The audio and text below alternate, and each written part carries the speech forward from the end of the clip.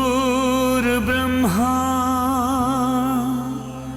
गुरुर्विष्णु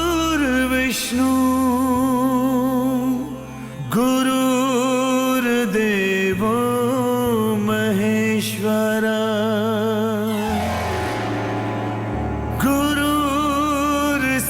गुरुर्साक्षात् परब्रह्मा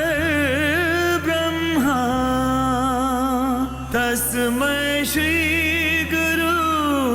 वे नमः।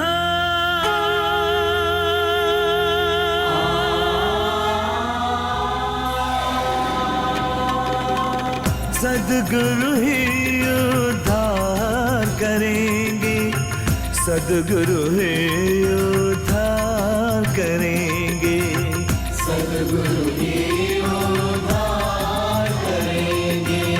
मोह माया के सागर से जीवन नैया पार करेंगे, जीवन नैया पार करेंगे। श्रद्धेय श्री सुधांशु जी महाराज एवं श्रद्धा डॉक्टर अर्चिका दीदी जी के पावन उपस्थिति में संपन्न हुए कार्यक्रमों की श्रृंखला में प्रस्तुत है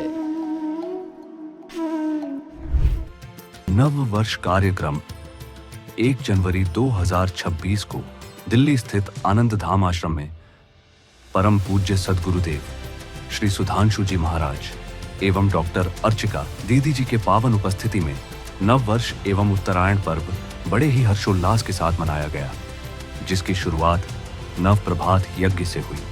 इस अवसर पर पूज्य महाराज श्री ने पूरे विश्व में सुख, शांति और समृद्धि की कामना की। इस शुभ मौके पर पूज्य गुरु माँ भी यज्ञ में आहुति दी तथा यज्ञ के उपरांत भव्य रथ यात्रा निकाली गई, जिसमें सभी भक्तगण आनंद से झूमे।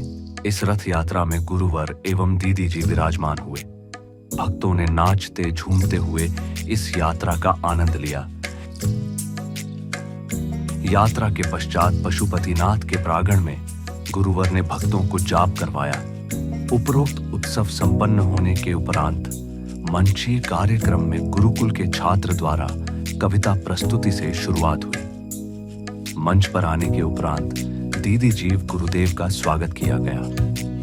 कार्यक्रम को आगे बढ़ाते हुए दीदी जी ने वहां मौजूद समस्त भक्तों को नव वर्ष की शुभकामनाएं दी और बताया कि हमें सशक्त बनने की आवश्यकता क्यों है। अपने आप को निराश करना, नीचे गिराना और छोटी छोटी बातों से हार मान लेना, इस आदत को तो बिल्कुल छोड़ देना चाहिए। कई लोग छोटी सी भी कोई दुख की बात आए तो इतने चेहरे पर निराशा, परेशानी, दुख के भाव लेकर आ जाते हैं जैसे उनकी दुनिया ही लुट गई हो। तो अपने आप को हमें स्ट्रॉन्ग बनाना है, हमें अपने आप को अंदर से मजबूत बनाना है, ताकतवर बनाना है, अपने आत्मबल को मजबूती देनी है। ऐसा नहीं कि कोई कुछ भी हमें कह के चला जाए, कैसा भी व्यवहार करे, कैसे भी शब्द बोले और हम दुखी होकर बैठ जाएं। तो स्ट्रॉन्ग बनना है इस नए साल के अंदर। अपने अंदर की कमज़ोरियों को उठाकर बाहर फेंक दीजिए। साहस और धैर्य, इसका दामन पकड़कर चलिए। दुनिया तो समस्याएं देंगी, दुनिया का काम ही यही है, लोगों का काम ही यही होता है। और जब आप कमज़ोर पड़ने लगते हैं, जब आप रोने लगते हैं, जब आप दुखी होते हैं, तो लोग और ज़्यादा आपको परेशान करते हैं, और ज़्यादा तंग करते हैं। आपने नोट किया होगा, जब आप दुखी हैं, कोई दुख की घड़ी आई है, आप सोचते हैं कि ये मेरे अपने हैं, ये मेरे अपने लोग मेरी मदद करेंगे, मुझे इमोशनली सपोर्ट करेंगे, या फिर मुझे फाइनेंशियली हेल्प करेंगे, या किसी और रूप से हेल्प करेंगे। तो बड़ी हैरानी की बात होती है कि जो लोग बड़े अच्छे दोस्त बनकर आ रहे होते हैं अच्छी घड़ी में, सुख के क्षणों में, वो लोग ही आपसे दूर भागना शुरू कर देते हैं। दीदी जी के उपरांत पूज्य महाराजा श्री ने आशीर्वचन देते हुए बताया कि उत्तरायण के पावन अवसर पर संकल्प धारण करें और उसे पूरे साल चलाएं। तो उत्तरोत्तर हम प्रकाश की ओर चलें, उसका अर्थ होता है ज्ञान का प्रकाश जीवन में आए, सही निर्णय हो, जो चाहिए आपको उसको स्पष्ट रूप में देख सकें।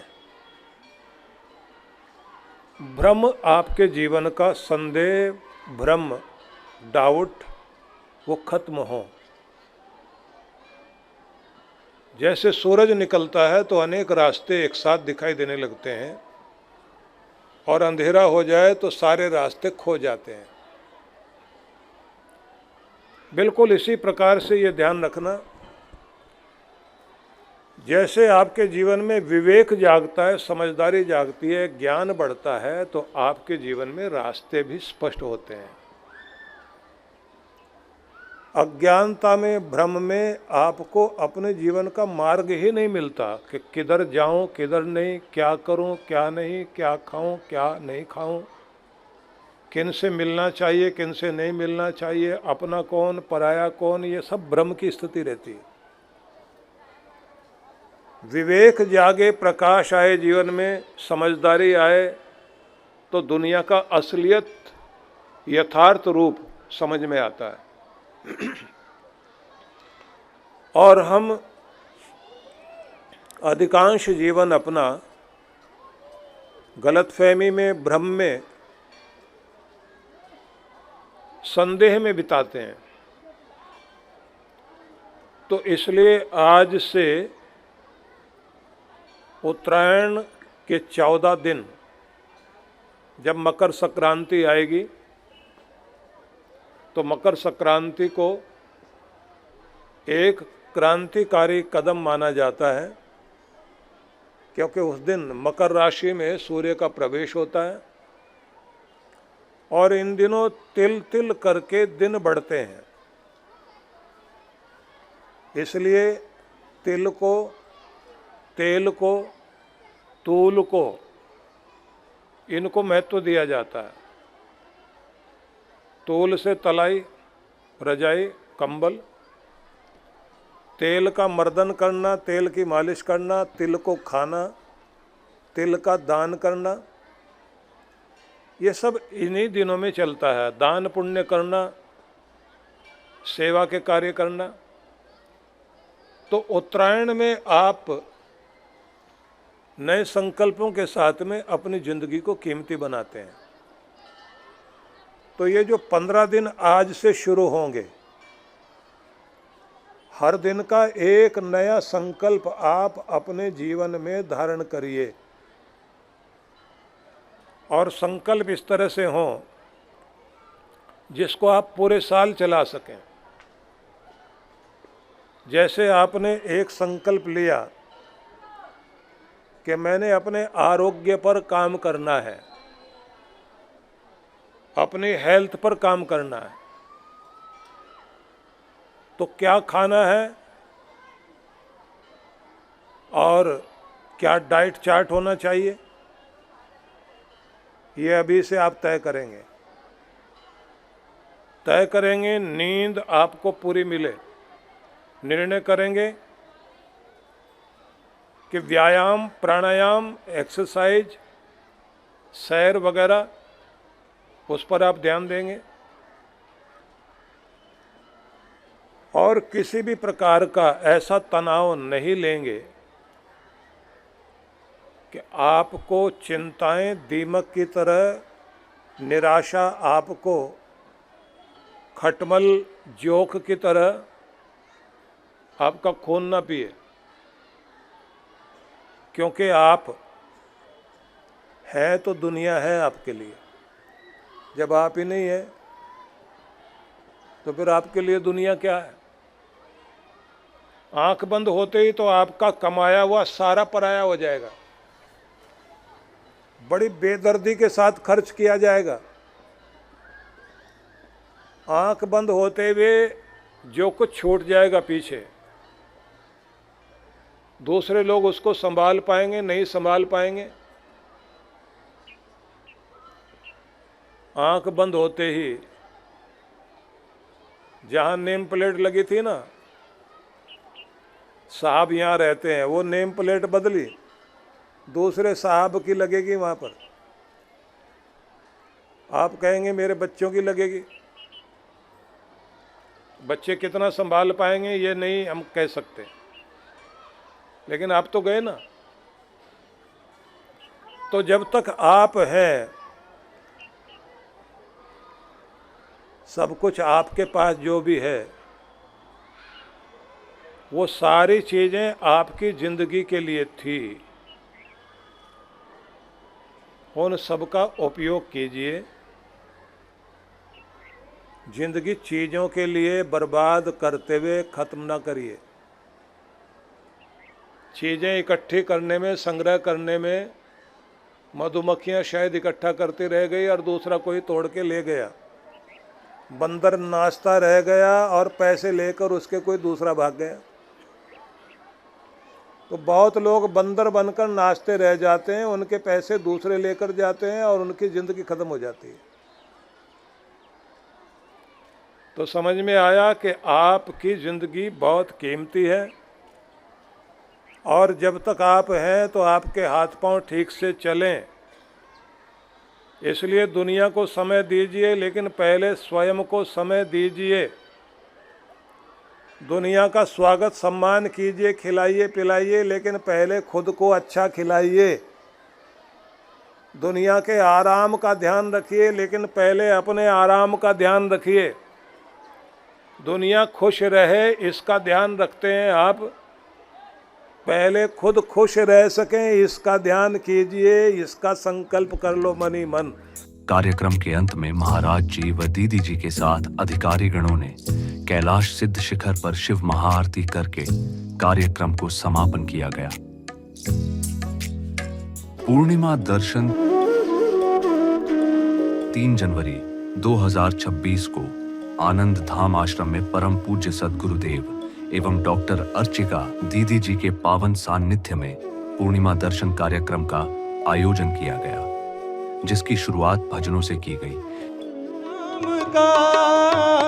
मैं नहीं था किसी काम का। इसके बाद महाराज जी व दीदी जी का भक्तों के द्वारा पुष्पमाला देकर स्वागत किया गया।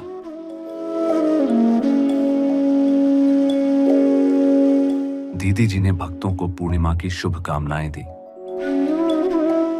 गुरुवर ने भक्तों को आशीर्वचन दिए और बताया, अपना इम्यून सिस्टम, प्रतिरोधक क्षमता इतनी मजबूत करिए कि बीमारी लगे ही नहीं। किसी ने चिढ़ाया चिढ़ो ही नहीं, किसी ने डराया डरो ही नहीं, किसी ने दुखी किया दुखी हो ही नहीं। इम्यून सिस्टम स्ट्रांग करना है, समझते जाना एक एक बात को। अपना इम्यून सिस्टम इतना स्ट्रांग करो कि किसी के मजाक उड़ाने से आपको फर्क नहीं पड़े, हंस करके टालो और आगे बढ़ो, क्योंकि आपकी प्रतिरोधक क्षमता, भीतर की शक्ति प्रबल है। टोकने से, रोकने से, मजाक करने से, गुस्सा करने से, बुरा कह देने से फर्क नहीं पड़ा। प्रतिरोधक क्षमता बढ़ा लेनी। आगे चलिए। इसके साथ में आपने क्या करना है, अगर फिर भी कोई बीमारी अंदर आ जाए, इम्यून सिस्टम स्ट्रांग है, तो फिर ज़्यादा देर तक टिकेगी नहीं, क्योंकि आपके इम्यून सिस्टम स्ट्रांग है। तो इन दिनों भी कोई ना कोई वायरस चलता रहता है। आजकल लोगों का गला खराब हो रहा है, जल्दी बुखार हो जाता है। अब उसमें कितनों को तो वहीं का वहीं 2 दिन में ठीक हो जाता है, और कुछ लोग 10-10 दिन तक लगातार पड़े रहते हैं और उसके बाद भी ठीक नहीं होते। उसके बाद खांसी चलती है, खास आदमी हो जाते हैं, फिर तो चलता ही रहता है ना। देर लगेगी, जितना जितना इम्यून सिस्टम आदमी का कमजोर होगा उतनी ही समस्या देर तक टिकेगी। अब इसको उलटिए।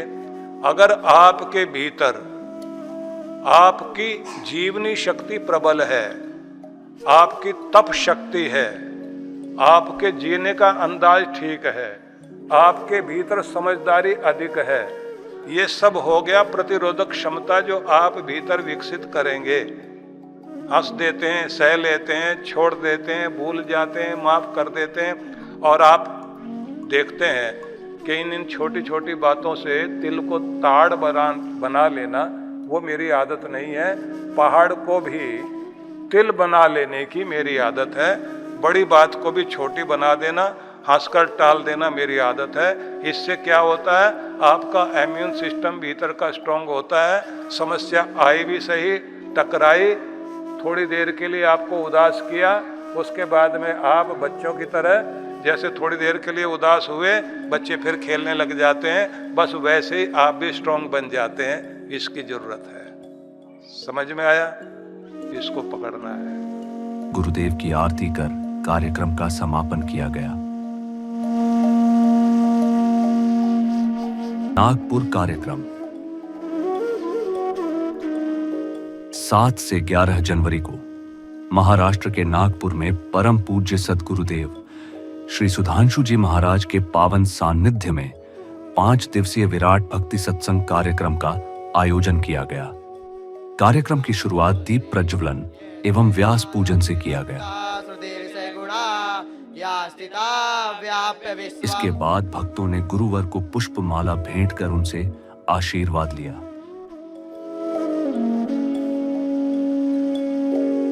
इस अवसर पर नागपुर में स्थापित महर्षि वेद व्यास गुरुकुल विद्यापीठ के छात्र ने योग प्रस्तुति की।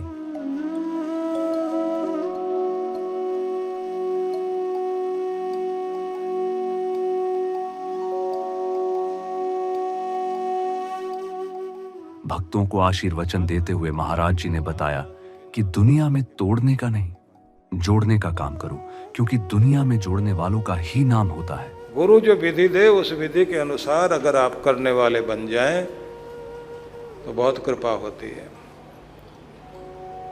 तो एक हो गया मंत्र, एक हो गया ग्रंथ। किसी एक ग्रंथ को आप अपने साथ जोड़ लें, रामायण को या गीता को, उपनिषद को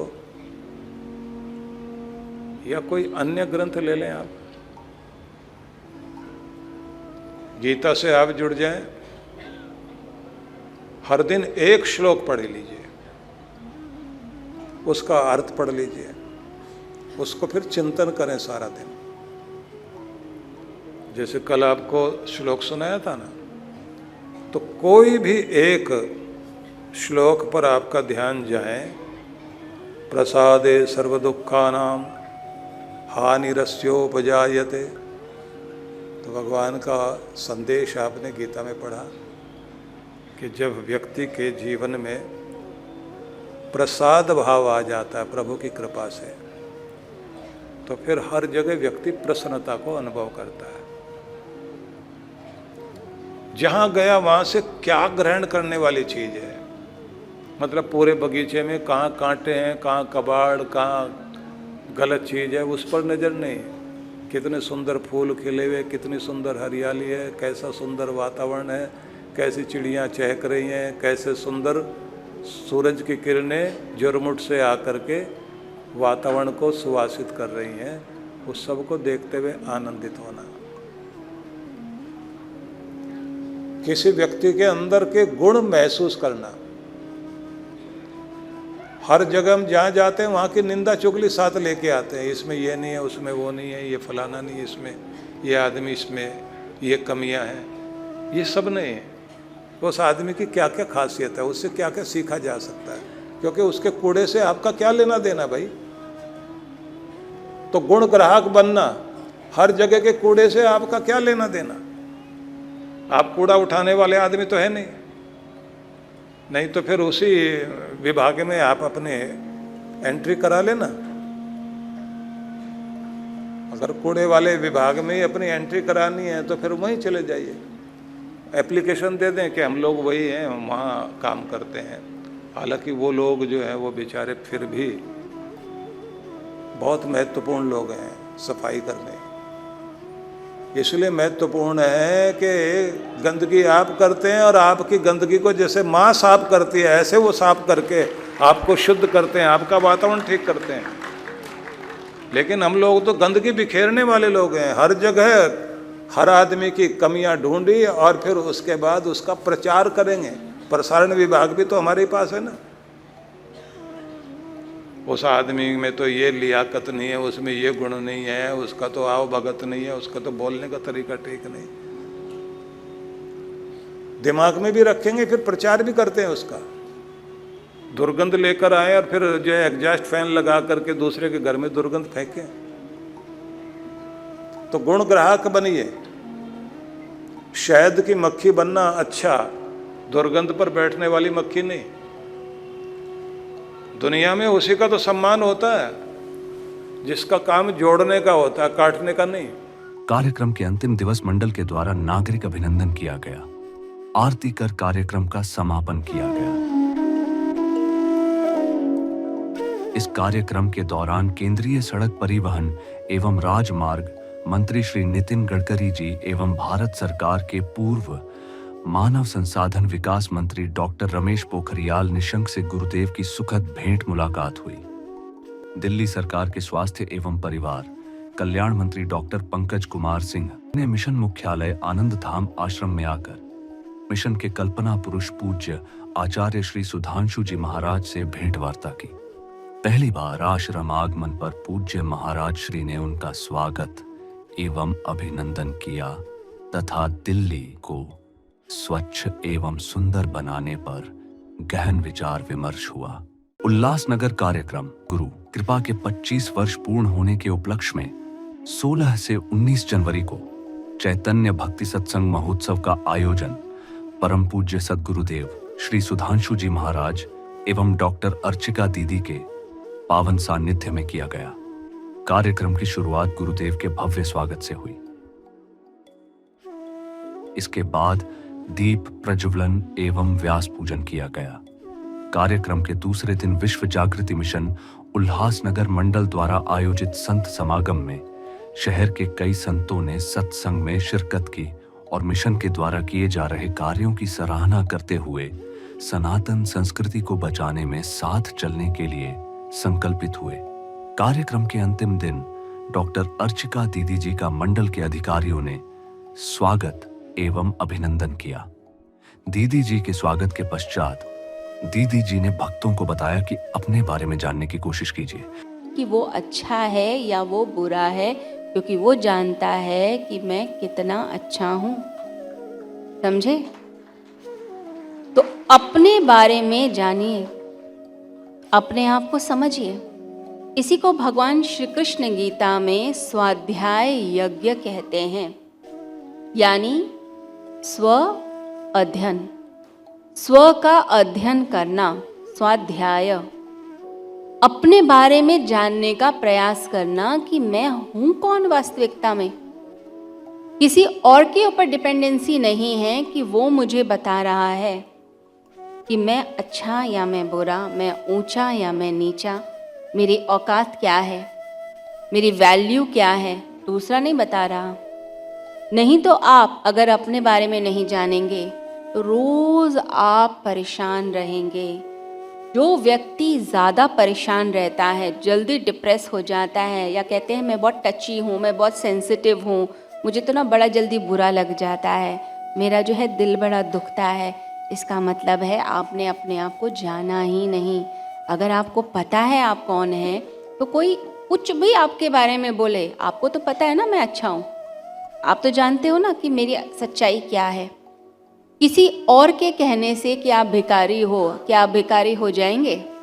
आपको पता है आपके पास क्या है, आपकी वैल्यू क्या है, आपका फाइनेंशियल स्टेटस क्या है। दूसरे के कहने से कोई फ़र्क नहीं पड़ता, लेकिन अगर आप अपने बारे में जानते नहीं तो सब कुछ गड़बड़ है। महाराज जी ने भक्तों को आशीर्वचन दिए और बताया कि अगर आप सक्षम हैं तो समाज का नेतृत्व करके भगवान की राह में कार्य करें। आज की दुनिया में दो बातें बहुत विचित्र हो गई। लोगों ने दो चीजें अपना ली हैं, एक तो एक्टिंग और एक पॉलिटिक्स। ये हर आदमी ने पकड़ ली। ऐसे बढ़िया एक्टर हैं, ऐसा लगता है सगा भाई मिल गया, 7 जन्मों का बिछड़ा हुआ। एक दूसरे से ऐसे दिखाते हैं, मिलते हैं, और जैसे वो गया उसके पीठ पीछे जो फिर मंत्र पाठ करते हैं।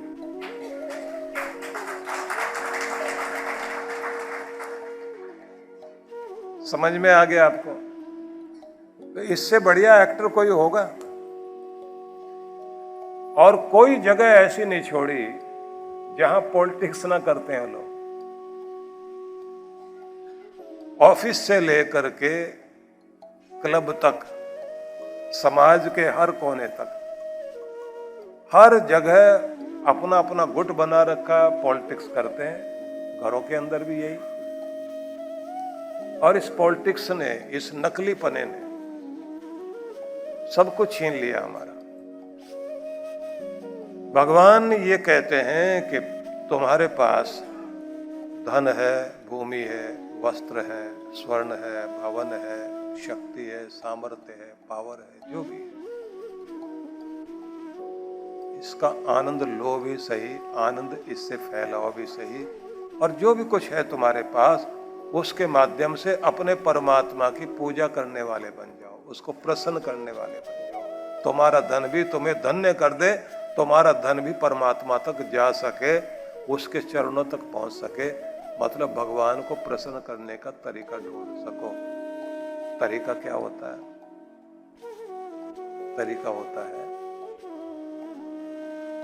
दरिद्र नारायण की जब सेवा करते हो, भूखों को अन्न खिलाएं। जैसे मान लीजिए इन दिनों सर्दियां हैं, अपने बच्चों के लिए लोग कपड़े बनवाते हैं। अपने बच्चों को कपड़े पहना करके, नए वस्त्र दिला करके खुशी होती है। तो एक गरीब के लिए कपड़ा बनवा करके देखिए, किसी गरीब बच्चे को पहनाओ और यही समझो कि देखने में ये कोई भी हो सकता है, लेकिन मेरे दृष्टि में तो भगवान का रूप ही है, मैं उसी को अर्पित कर रहा हूं।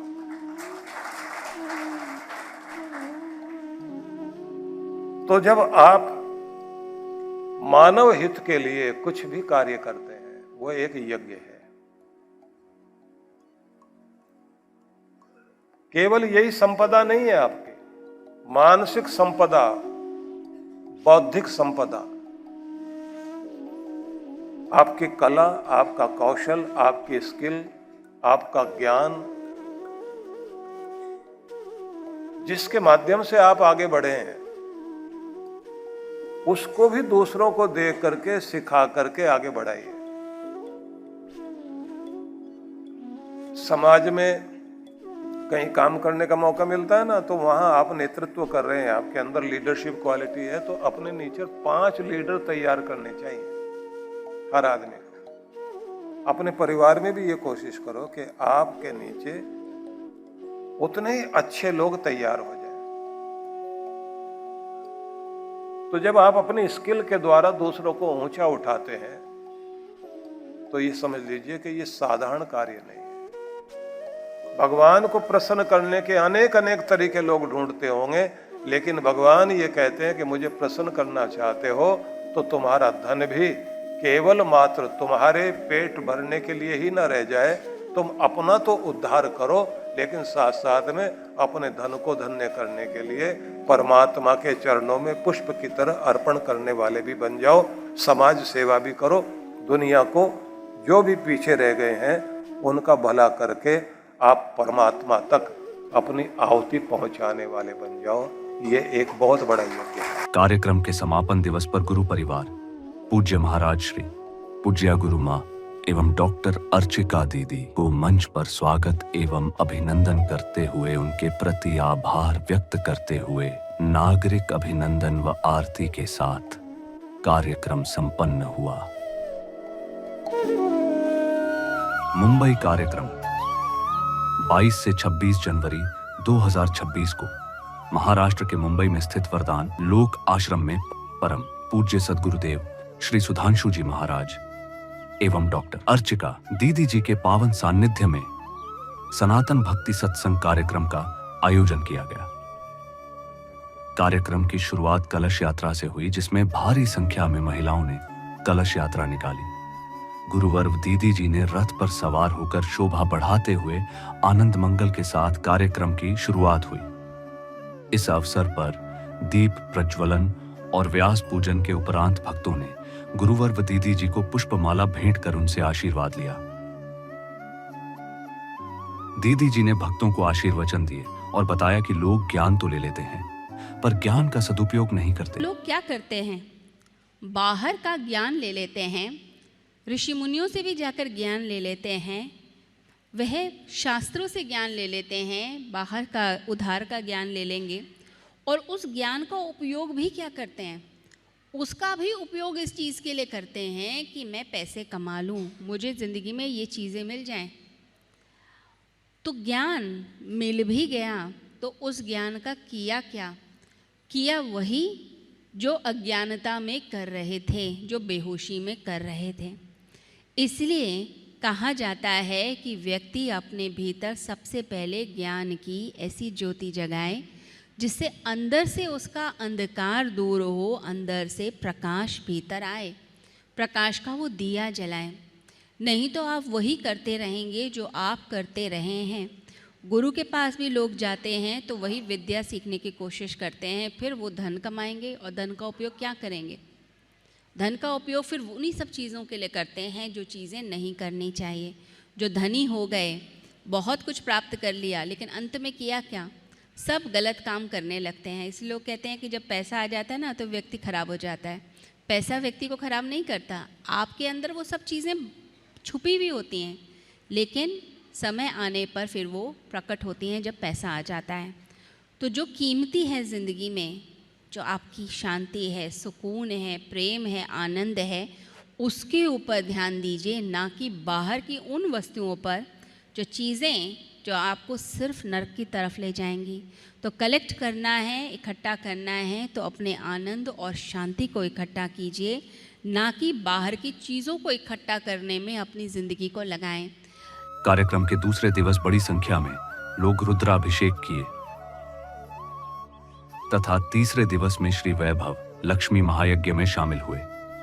इस कार्यक्रम के चौथे दिवस आश्रम में श्री केदारनाथ धाम मंदिर का शिलान्यास हुआ, जिसमें गुरु परिवार के अलावा महाराष्ट्र सरकार के वन मंत्री माननीय श्री गणेश नाइक, पूर्व सांसद माननीय श्री संजीव गणेश नाइक एवं श्री रामपाल जी 64 फाउंडेशन के अध्यक्ष पूजन में साक्षी बने। 26 जनवरी को गणतंत्र दिवस के अवसर पर महाराज जीव दीदी जी ने ध्वजारोहण किया और हमारे सभी सनातनियों के लिए गर्मजोशी भरा संदेश भी दिया कि क्यों हमें संस्कारी और संगठित होने की आवश्यकता है। कार्यक्रम के अंतिम सत्र में गुरु जी व दीदी जी के साथ सभी गुरु भक्तों ने आरती की और कार्यक्रम का समापन हुआ।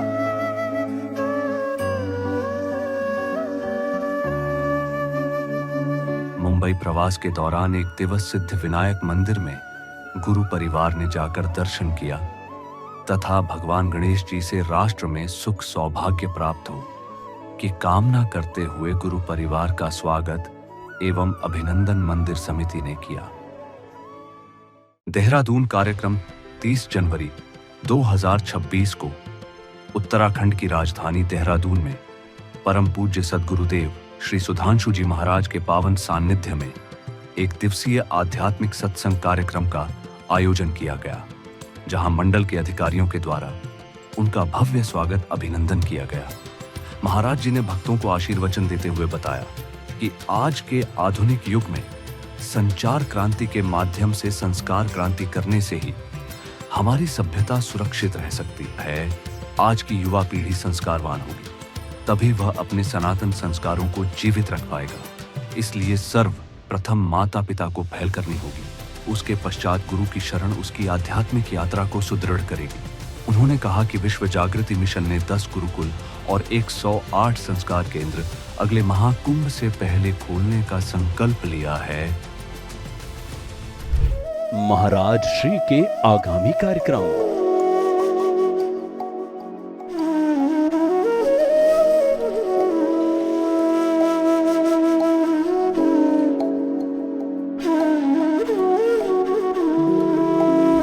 आइए मिशन की सेवा पथ पर बढ़ते कदमों में कदम से कदम मिलाकर चलें और मानवता की सेवा में दान सहयोग कर पुण्य के भागीदार बने।